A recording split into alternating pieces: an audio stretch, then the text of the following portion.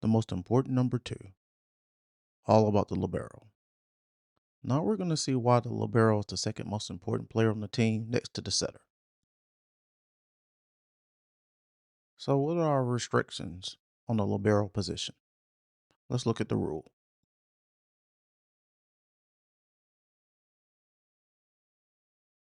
So for rule sets where our libero is allowed to serve, let's remember that libero is only allowed to serve in one position in the service order, which, as we've learned, is denoted by a triangle around the position number.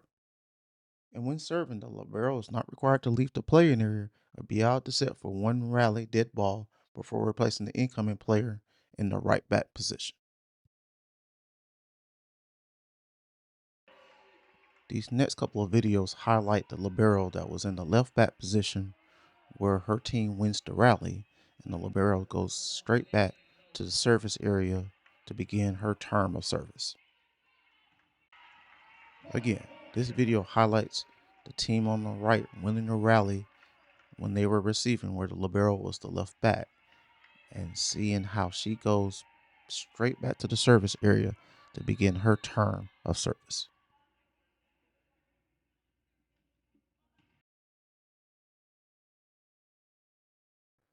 The libero shall not complete an attack from anywhere if at the moment of contact the ball is entirely above the height of the net. The libero shall not set the ball using overhand finger action while on or in front of the attack line extended, resulting in a completed attack above the height of the net.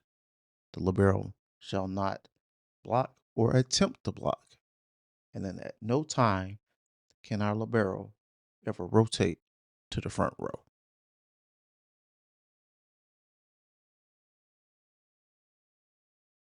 This diagram simply highlights our libero as the left back player while our team is receiving. When our team wins the rally, one of two things will happen. Our libero will either go serve or our libero will leave the court for at least one completed rally.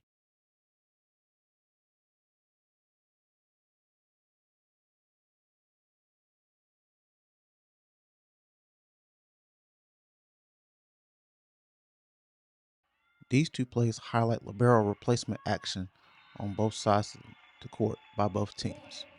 Our team on the left has our libero coming back into the match, while our team on the right has our libero leaving the match.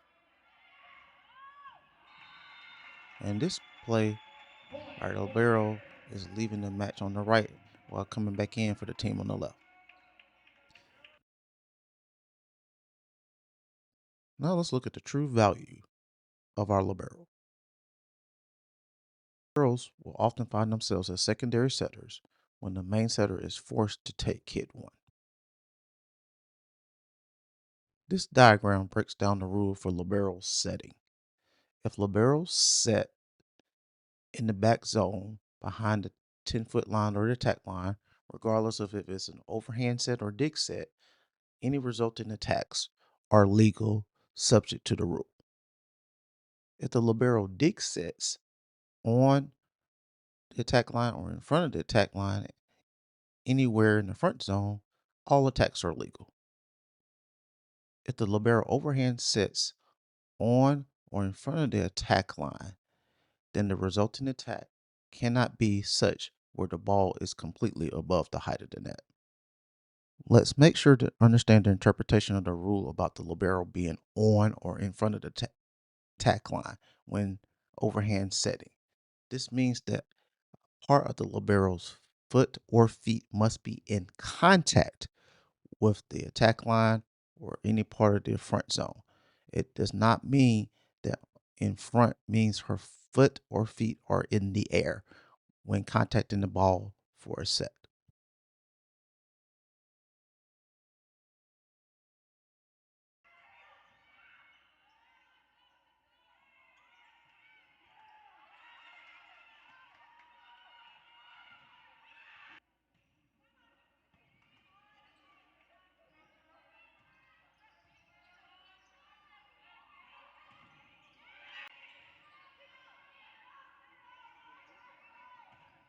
Charity Looper. This is your area of expertise. Not to say I don't know a little something about it. DeBeer rips it.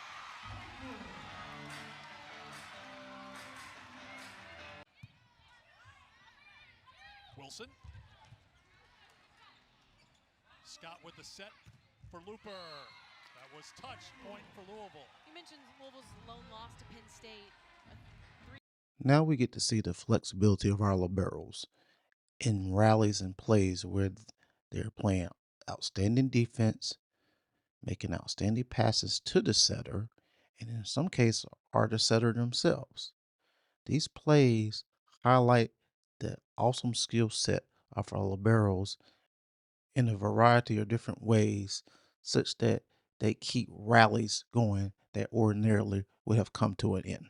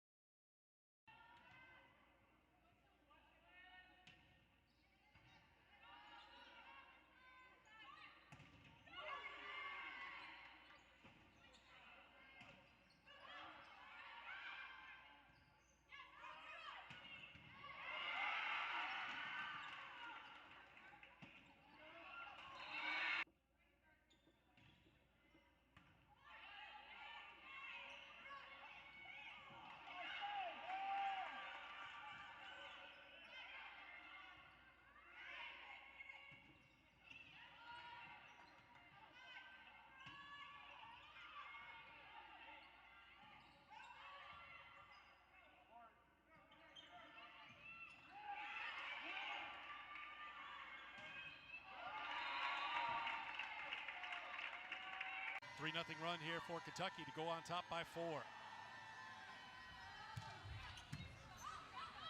Great serves by Megan Wilson.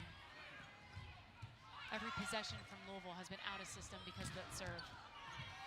You talked earlier in this set that was so important for Kentucky to get Louisville out of system because that's the way Kentucky's been playing all game long. Scott, good up. Great point here. They go to Baltimore for the point. And Kentucky finding their stride here in the third. What starts at the start? Because she has attracted so much attention, this All-American, this star for Louisville, but she's been effective in so many ways tonight. Not just in the front row, she's also been effective out of the back row. I mean, she's got 13 kills, hitting 300 for the night.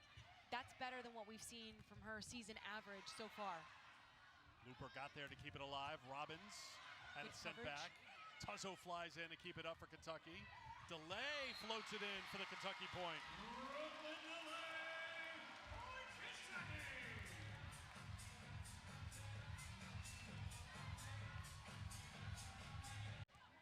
Looks pretty sharp. And yes, we did do, as part of our tour, we made sure that the air conditioning was the proper BTU for us to be comfortable, because you and I have sat here and you've played in this building when you were sweating when you walked in because there wasn't any air conditioning in every point. And just look at it. Every point is being contested. Bodies are on the floor. Tuzzo's been on the floor more than she's been standing up all game long. They're mopping up the floor all game long, so the AC is working great. Tuzzo again. Nice drive. We've seen some great digs back and forth. But to your point, Sometimes when players are definitely out of system, the libero is responsible for making an attack.